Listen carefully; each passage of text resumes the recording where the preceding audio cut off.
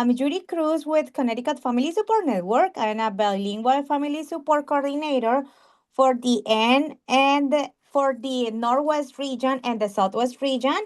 So if you are looking for any support or resource, please feel free to reach out to me. We are doing today our summer camp for the Northwest region. And we have several camps and recreation here tonight to talk with all of you. We will be sending out the information afterwards and stay early, and we don't want that get a start just so we can respect everybody's time. Please know that this is a presentation that is an example of summer camps. We are joined like by 7 organizations tonight that will be like give a brief presentation about the summer programs that they are offer, and we are going to start today. So the first camp that is going to be presented their information is let me is Camp Rising Sun. Sean, welcome tonight. Thank you Thank very you much. for being here. Thank you. I'm just going to share my screen here. Sure. If you could see that. Yeah. All right. Well, thank you. Perfect. Thank you for inviting us. Camp Rising Sun is a camp that is for children who have had the diagnosis of cancer at some point in their life, as well as their siblings. So campers between the ages of 5 and 17 have the opportunity to come for a 1-week cost-free camp each August and a weekend in the spring. And this year, our camp weekend is March 21st and 22nd. And our camp is held at Camp Jewel in Colebrook. And it's a cost-free week where we are staffed by about 90 volunteers, a pediatric oncologist, and 8 registered nurses. Our campers are on a variety of their cancer journey. Some are in active treatment, some are in remission, some are cancer-free, or anywhere in between. And once you've had the diagnosis, you're eligible to continue to come to camp until you reach the age of 17. Like I said, we are staffed by about 90 volunteers, and almost 50% of those volunteers are former campers who've had a diagnosis of cancer themselves. Our volunteers range from teachers to attorneys to moms and dads to college students and a variety of people. And at camp, we do all the typical camp activities where we are able to modify them as needed to meet our campers' needs wherever they are. And one of the big important things about Camp Rising Sun is at Camp Rising Sun, you're special because of who you are, not because of your diagnosis. So you're not the kid with cancer. You are the kid who is a great friend, a great athlete, a great musician. So we welcome everybody who qualifies based on the diagnosis. And we work very closely with our campers' own physicians to make sure that we meet their medical needs during their week at camp. So I don't know if anyone has any questions or I could provide any more information. If you have any questions, please feel free to put it in the chat or just unmute yourself. Any question for Shan tonight? So I don't see any questions in the chat. Okay. Well, people could find out more information at camprisingsun.com. I want to let the people know that I already in the chat shared the website, the phone number, and the information. So Tracy said my son had cancer. Tracy, you have a question for him? You could unmute yourself if you'd like. The bottom left of your screen.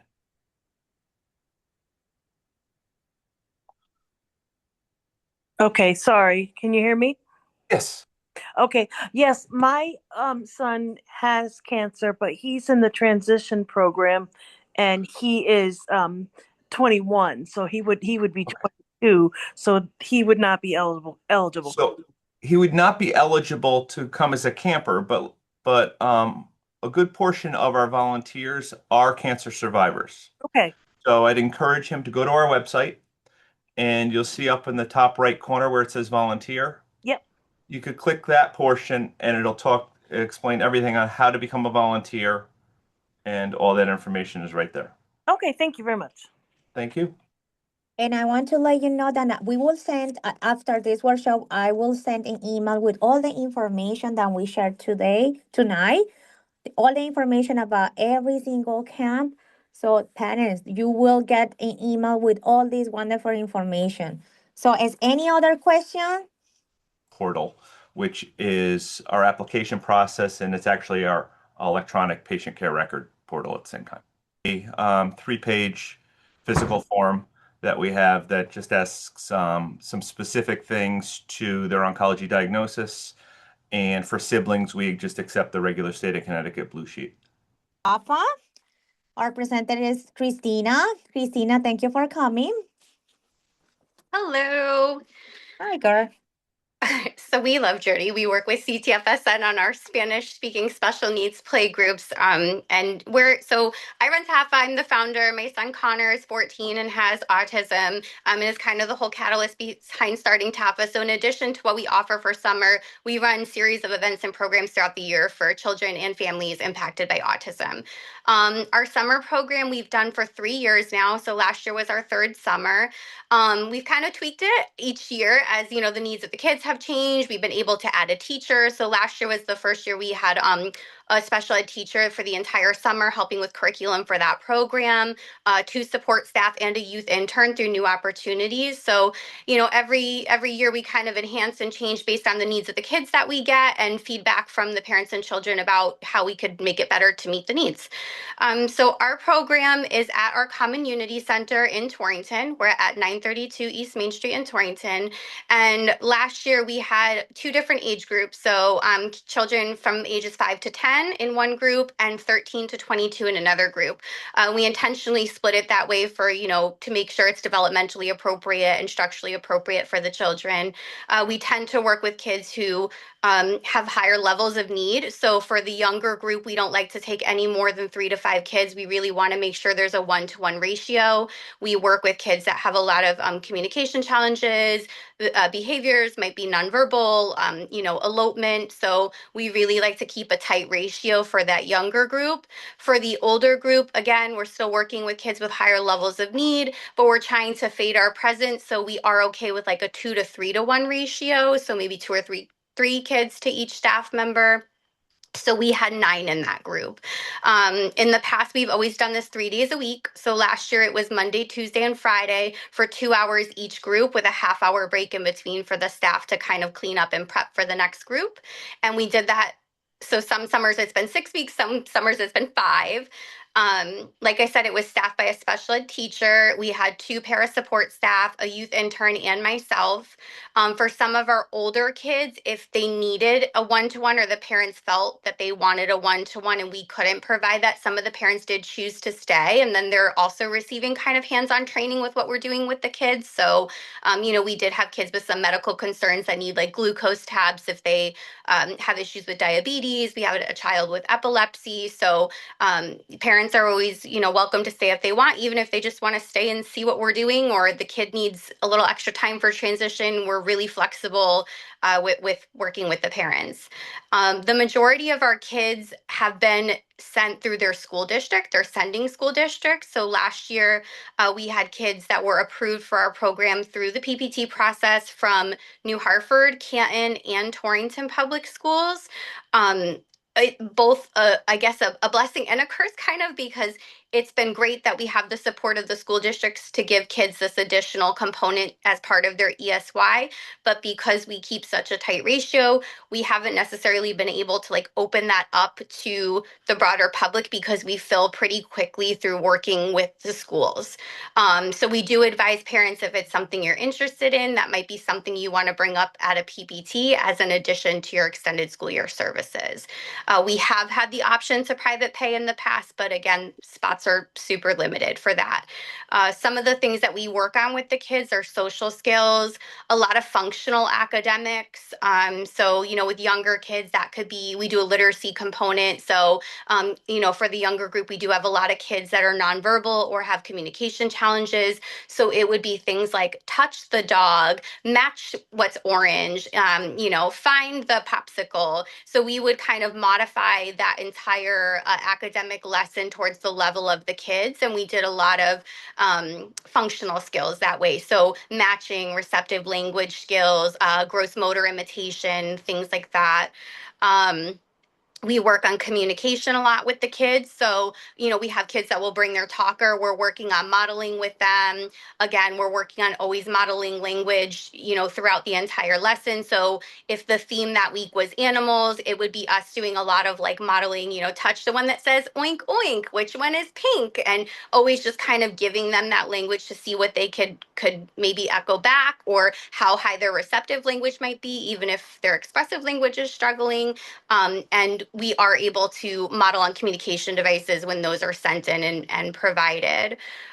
We do a lot around sensory needs. So we do, water play and sand tables. And we don't use shaving cream for the younger kids because they like to eat it. So we use whipped cream. And we're really good about, like, we've had kids with dietary restrictions. So if we were doing something with whipped cream, we would get like coconut milk based whipped cream.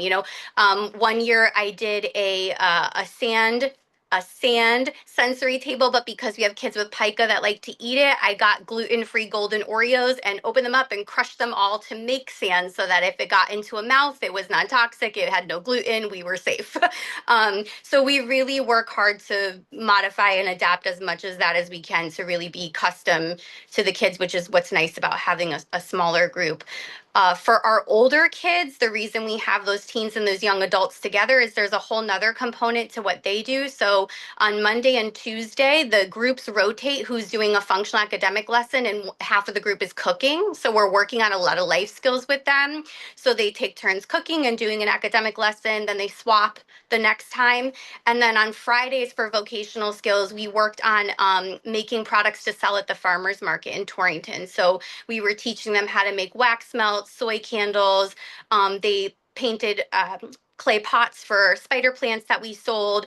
So we really do a lot of like hands-on, more independence building, vocational skills type stuff with that older group.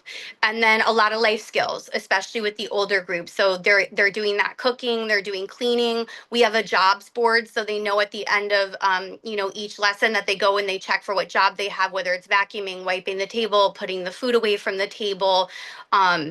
But we really try to make it as like really functional and independence building as possible for all of the kids. So we don't, as of now, have the dates for that set this year and the staffing set for that this year. I have 2 meetings coming up with different regional special ed directors that have asked about summer offerings. So I anticipate hopefully in the next month we'll have that pinned down and have a flyer, but I would encourage anybody who knows someone that might be interested to reach out so that we could get them on an email list, because that is where I first blast off all of this information, is through the parents on our email outreach list.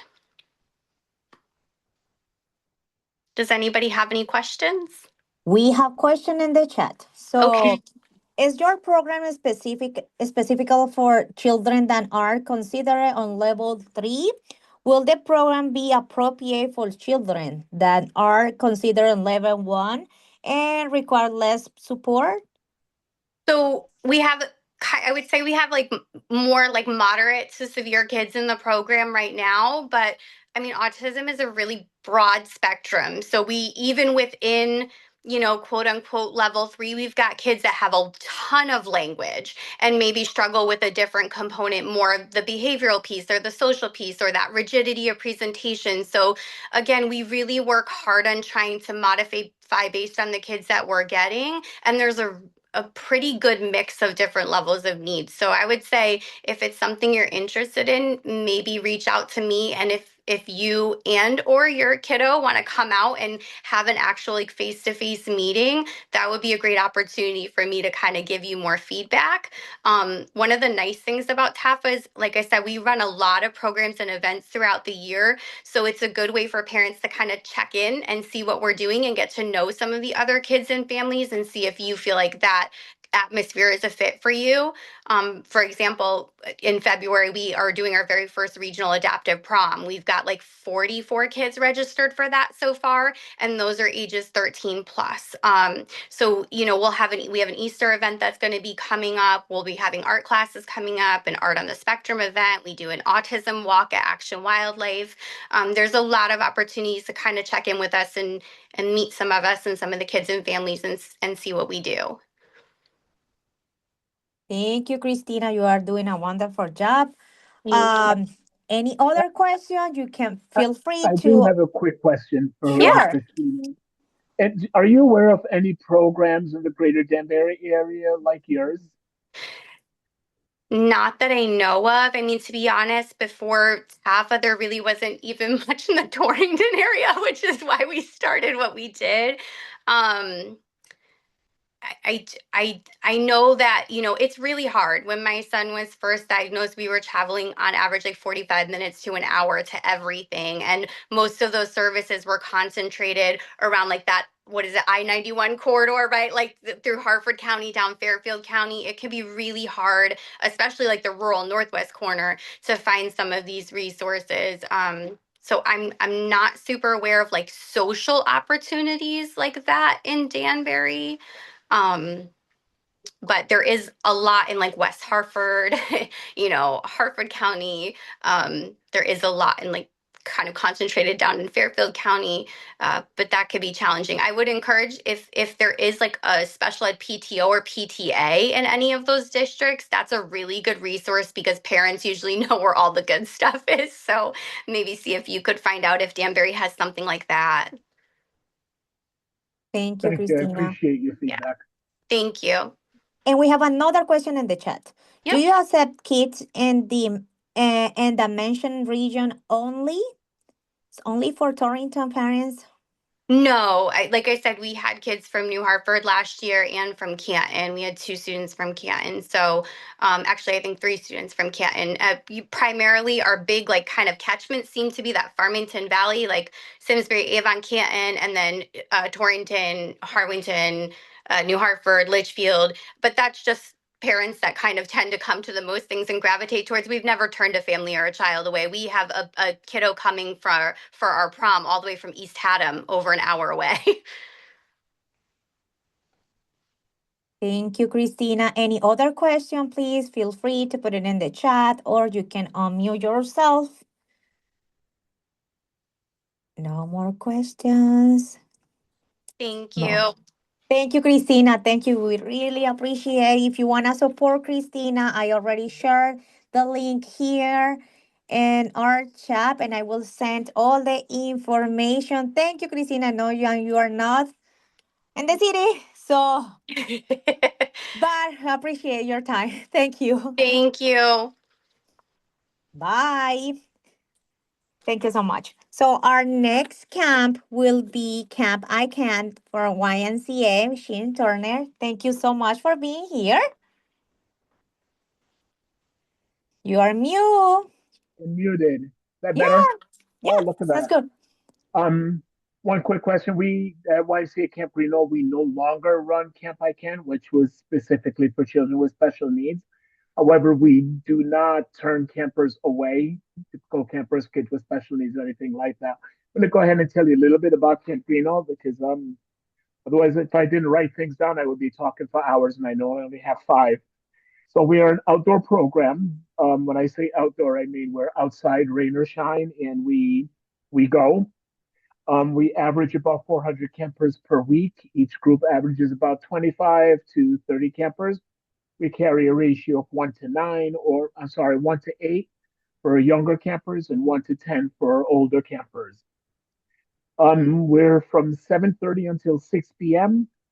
Where we start June 22nd, and our last day is August 21st, and that's we run for 9 weeks, and you register for 9 weeks. We do offer tuition assistance. You could apply. Everything is available on our website, which I could share. Everything is available. Like I said, everything is available on our website.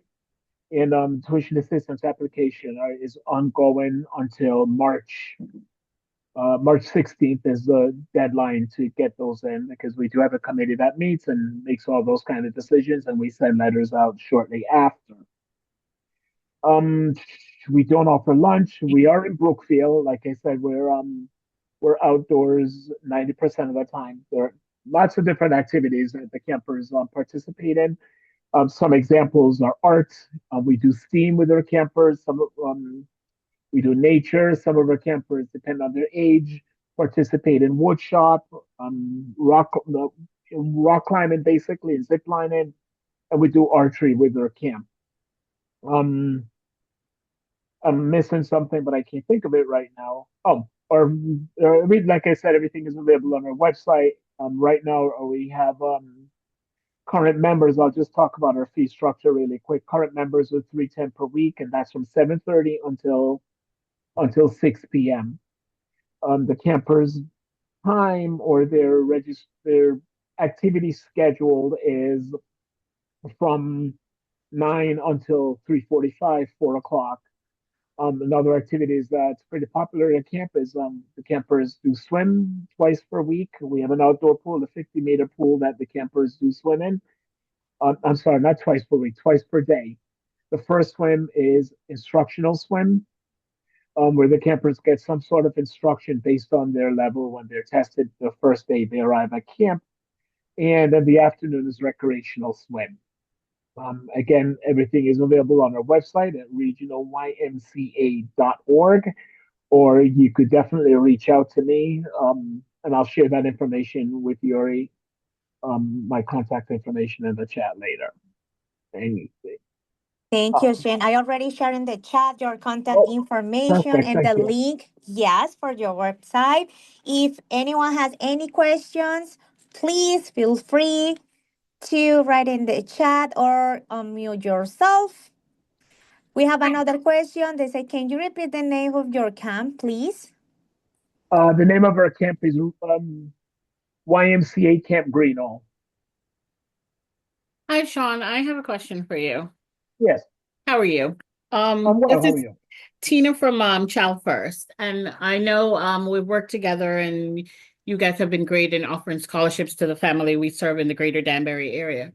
But my question is, by any chance, do you guys or will you guys be offering any sort of one-on-one for kids who may need that extra help in camp?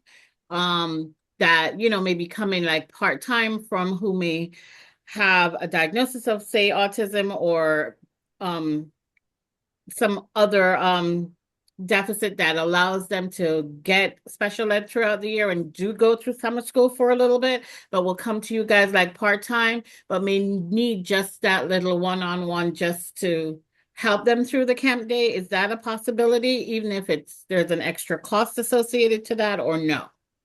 So we're working on trying to solve that. But right now we're not offering a one-to-one. What we do, however, is when we have a parent that may or a camper that may need the one-on-one, we try to put extra staff in that group. They're not particularly there for the one-on-one, but we do try to hire staff that is going to school for special ed, so that we can, well, they're gaining experience and we're taking advantage of their experience that they have so far. So we try to match those staff up with some of those campers in that group, but not a one-to-one per se.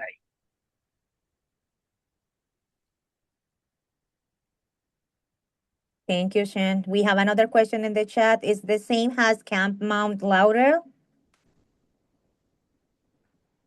I'm sorry, say that again. Natasha said that is the same as Camp Mount Laurel. Mount Laurel, we have a YMCA in New Haven, and the kids get bused to a Camp Mountain Laurel. It's kind of near the Bethany Hamden line. Is this the same kind of thing? Because the activities seem very similar. typically white camps or activities kind of similar, but we don't do busing or anything like that. But I would say it's kind of the same kind of format, but we may have different activities or different schedule of activities. But similar, but not the same.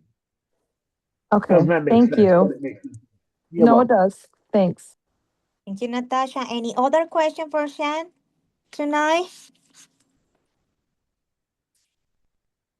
No, I don't see any other questions. So, Shan, thank you so much for all this wonderful information. Thank you for being here. And I already shared the information about your camp, the link. Thank you so much. We really appreciate that. Thank you for having me. And if you guys have any questions, you can always reach out to me. If you want to schedule a tour, I'm up for that too. Thank you. Wonderful. Thank you so much.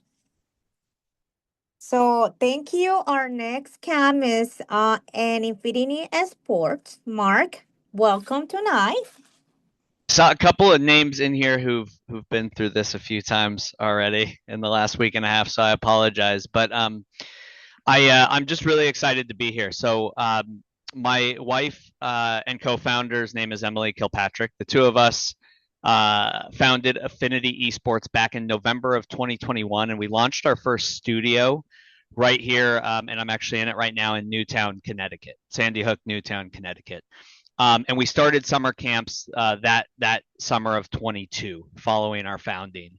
And so we're going to be going into our I guess fifth, is that right? 22, 23, 24, 26, fifth summer camp year. So I'm really thrilled to have that opportunity and to be here speaking with all of you. So I like to start really quickly by grounding everybody in terms of what esports are, because we've got a mountain to climb in terms of negative stigmas that are battling against our industry. And so I always like to start with the definition. So esports are electronic sports. And so that's competitive organized video games. And I really lose a lot of people when I say video games. It's a $350 billion industry that touches and impacts almost pretty much everybody. Over half the people in the world play some form of video games, and it's something that kids are doing regularly. And so we launched Affinity Esports in this industry to make a difference. And I'll come to that in a second. But esports at its greatest scale, right, and it's been developed quite a ways at this point, is the professional scene. So it is an entertainment industry. It is an industry that has support staff, professional players, high stakes championships, and there's a lot of emotions and entertainment attached to it, right? So that is at its purest form kind of what we see and what we've seen developed over the last 15 years. And we're talking stadiums here. So this is not a rock concert. This is a professional esports event. So I like to bring it there because everybody understands with traditional sports, we got the Super Bowl coming up or the World Cup. This is also happening. And there's a whole industry around that with competitive organized video games and a lot of unbelievable and incredible and positive things that come from that. And so we really come in at the grassroots level, at the community level, because that doesn't exist in the same way that it does for traditional activities like sports or music or theater. And so that's what we're building here in Connecticut. And we are domiciled and we are ring fenced to Connecticut. So we are about Connecticut growth. We're launching studios, we're running camps and programs with our mobile units and across the state. And we're here to see Connecticut grow and find success and support families that need this sort of resource. And at the community level and the grassroots level, it's inclusive, it's collaborative, there's joy. We're teaching skills, life preparedness, there's collegiate opportunities. So these are all things that a lot of people don't think about when they're thinking about the fear and the concern and screen time. And so we're here to help kind of put those things into context and to work with kids and families. So when we look at esports, these are like individual sports like soccer and basketball, but I played college soccer, so I'm able to kind of cross that divide and understand the similarities. But you're looking at games that you've heard of like Fortnite or Rocket League or Madden. These are the games and the titles, and they have complexities just like traditional sports. And in many cases, these games are much more complex. And so there's a lot that goes into that, and a lot that kids can gain from being a part of this industry. So like I said, we were founded on the basis of creating healthier and happier environments, more structured environments to make sure that there's positive outcomes, not just sitting kids down on a computer, handing them a mouse or a keyboard or a controller and saying go. It's about structuring programs, and at the end of the day, increasing awareness, acceptance, and access across the state. And those are really the three things we talk a lot about. And at this point, we've served thousands of people in the state, and that number is snowballing and continuing to grow every year. We watch parents who see their kids find more inclusion and belonging and confidence. We've seen college students who found their place either studying this as a degree program or working with Affinity and deciding to pursue this in the long term. We work with kids that maybe haven't been a part of a competitive sports team or competitive activity that are now winning their first championships and putting their first jerseys on. And there's a lot of emotion that comes with that for me, because that's a special thing, and to be able to provide that to more kids is exceptional.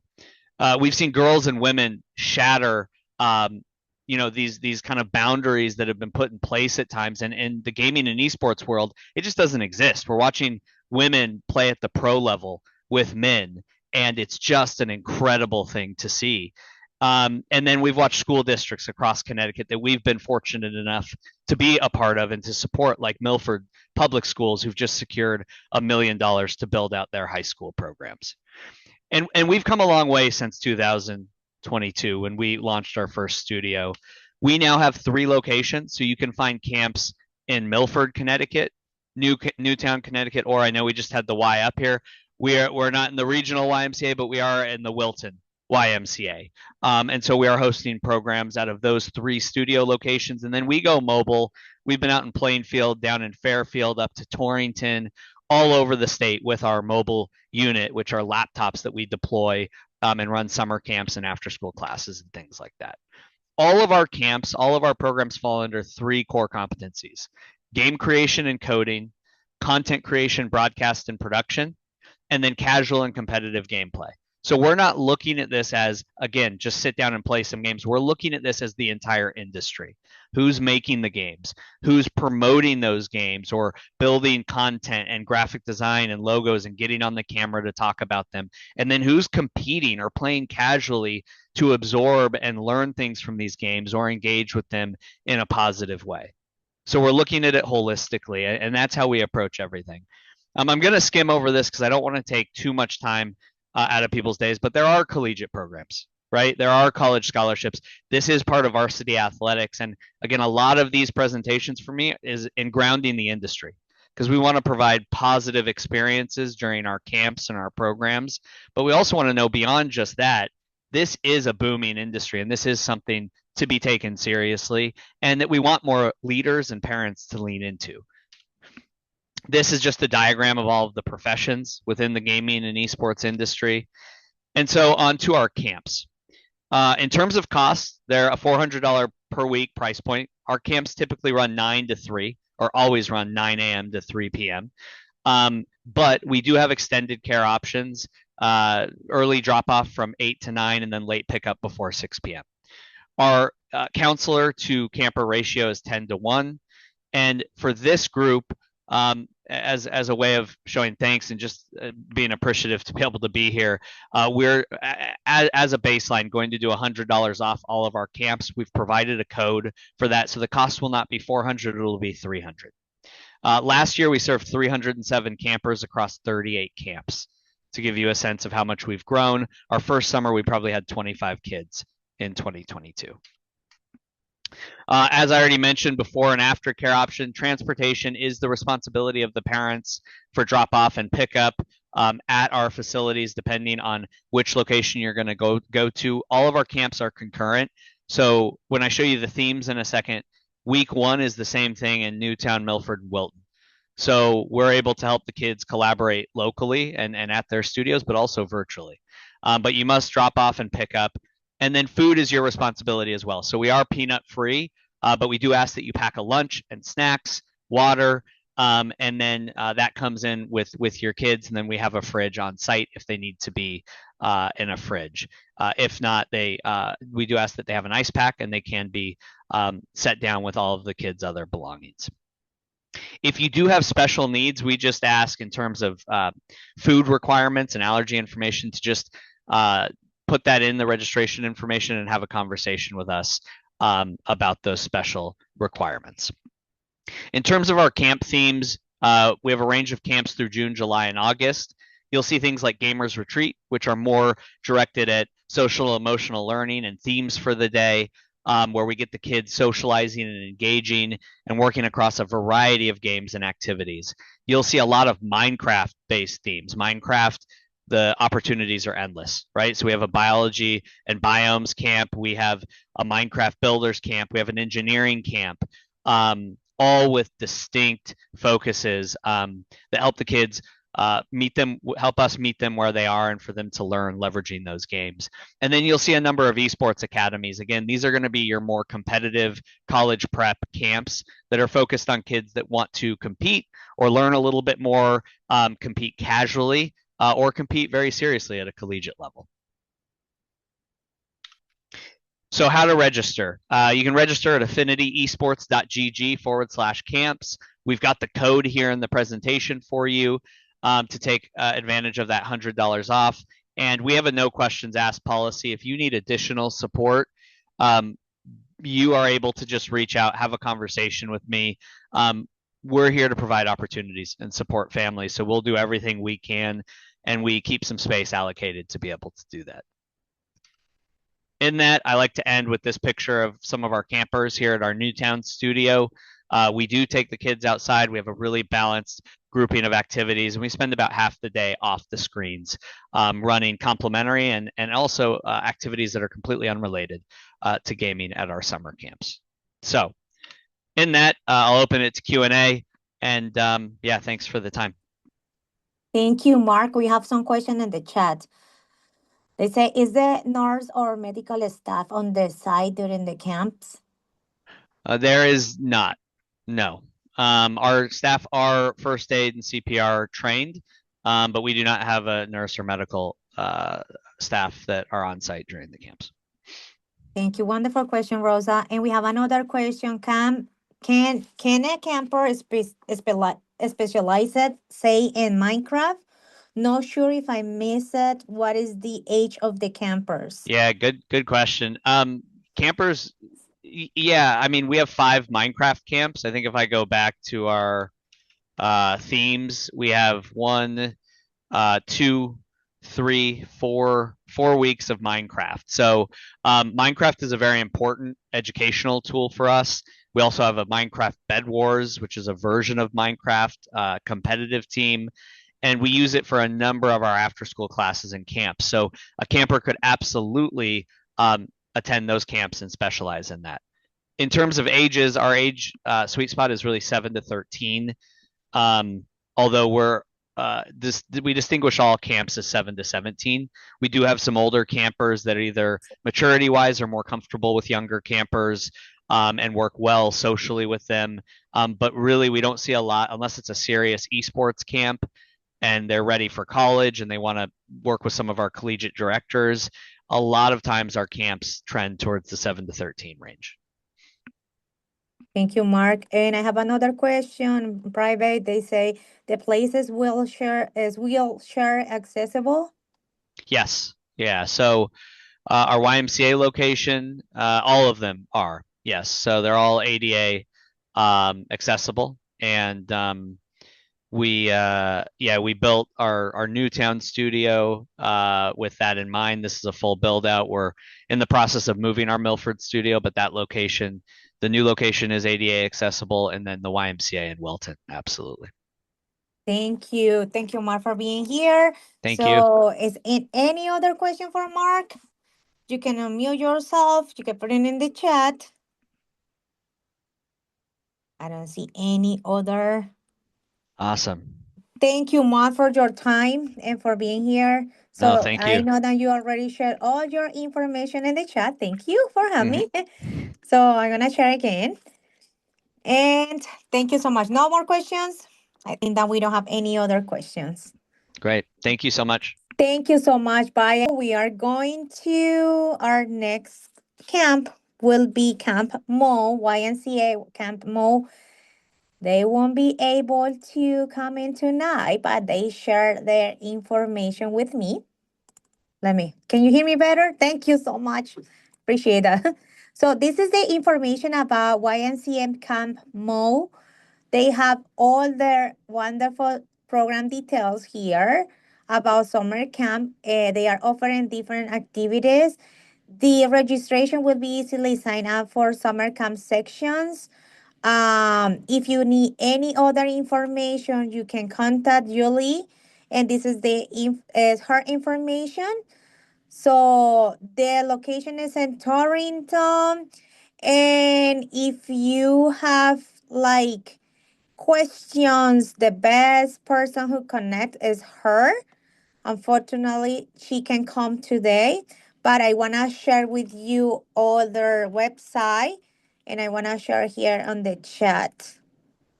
I can see the chat. Perfect. And it is another camp that I want to share with you. They won't be able to come tonight, but they share the website. I want to share again with you. Thank you for being patient. So this camp is in Waterbury area, and it's the Potter House. They have different activities. They have like both program, after school program during the school, as well as a summer program during summer vacation. The age will be for 5 to 12 years old. Their information are here. Right now, they are accepting for care for kids, and they have another camp right now in Hendon. So that all the information are listed here, and they have different like horse and therapy, and they have the summer camp and after school. This is a wonderful program that if you are living in this area will be really good to connect with them. And for the last and not least, we are going to share our database. If you are going to our website, you will see in the area that say resource, we have our recreation camp database. If you are looking for more information, so you can go here. And if you are looking for summer camp or any other recreation activity, you will see like around 200 different organizations listed in our database. So you will see here the name of the organization, what is the town, the region, and they have different codes. For example, if it's a camp recreation or family recreation, you can come here, feel free. This is a really good database if you are looking for more summer camps, organization, recreation. There's a lot of information here. For example, if you are living in other towns, you can come here and just see it. So Watertown, we have Can here. And just click and they show you all the information. So thank you so much for being here. If you have any question for me, feel free to reach out. Just put it in the chat. I want to say thank you for being here.